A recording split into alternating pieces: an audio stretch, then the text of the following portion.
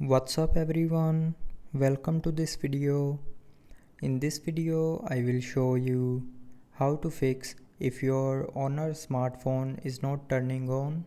So to fix this issue, first of all plug in your charger for at least 10 minutes, and after 10 minutes force restart your phone. So to force restart, press and hold the power button until it shows a logo on your screen, and after turning on your phone, open settings. Now in settings, scroll down to the end and click on system and updates. Now here in system and updates, tap on software update, and from here update your phone to latest version of software.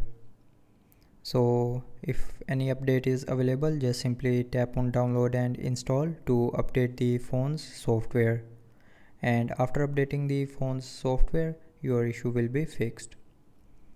So that's how you can fix if your Honor smartphone is not turning on. So I hope you liked the video. Thanks for watching.